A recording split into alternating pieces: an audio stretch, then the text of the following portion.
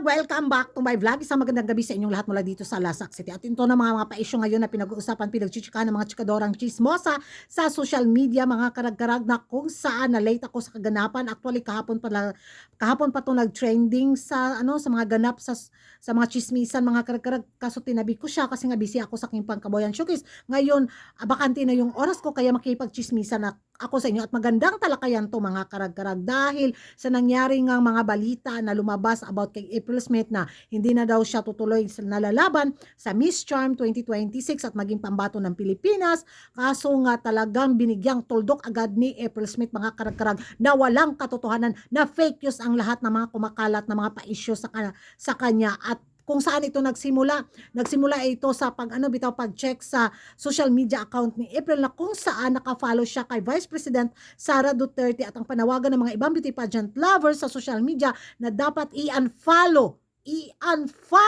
si April Smith dahil naka-follow siya sa Vice Presidente at didiis daw siya. Dapat daw hindi didiis yung ipadala natin sa international pageant. Mas speechless galore mapunta ani oy.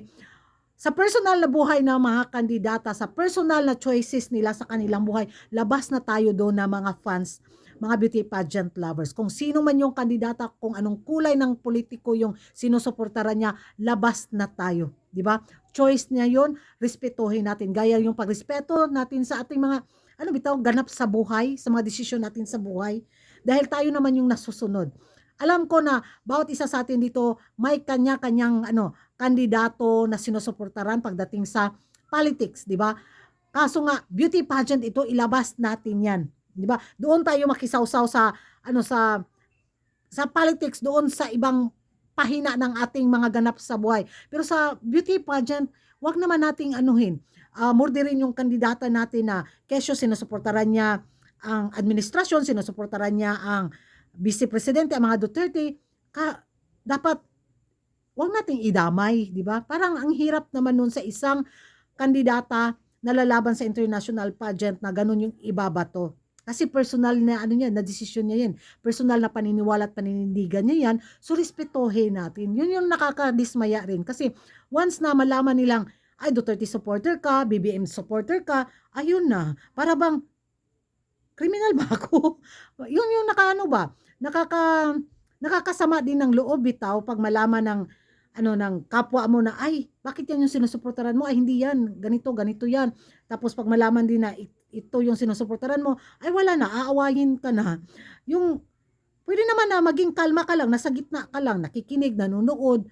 Kasi kung susumitihin bitaw natin, yun na nangyayari sa bansa natin na nakaka-stress. Kaya ako pag naghahanap ako ng chismis sa social media, pag nakita ko yung mga ganap bitaw sa Pilipinas, ay yung paspas, yung kay kumuscroll dahil, kay di jog ko, maminaw, ayoko makinig, ayoko magbasa kasi nakaka-stress.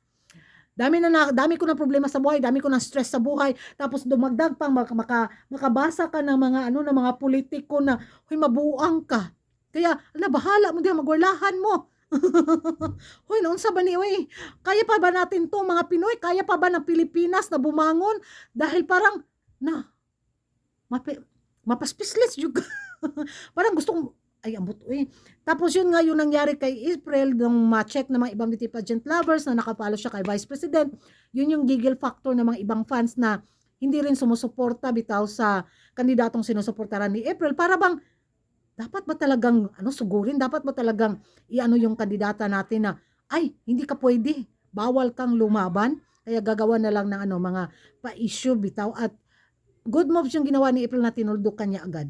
Kasi napaka-unfair naman talaga sa isang kandidata dahil kung ano man yung kulay ng sinusuportaran mo, buhay mo yan, paninindigan mo yan, paniniwala mo yan. So, cool lang tayo, good vibes lang. Kasi naman bigyan natin din ng kalayaan yung mga kandidata natin kung yung gusto nilang gawin sa kanilang personal na buhay. Hindi natin yun hawak, di ba? Yun yung nakaka-disappoint mga karag-karag. Ewan ko sa inyo mga karag-karag kung ano yung magiging reaction ninyo. At mag-ingay tayo sa comment section. Kung hindi ka pa nakapag-subscribe sa YouTube channel ko, don't forget to like and subscribe Kuragan Karag and hit the notification bell para updated kayo sa mga latest ganap at latest na intriga at iskandalo sa mundo ng beauty pageant. And thank you for watching. See you in my next vlog. Bye-bye!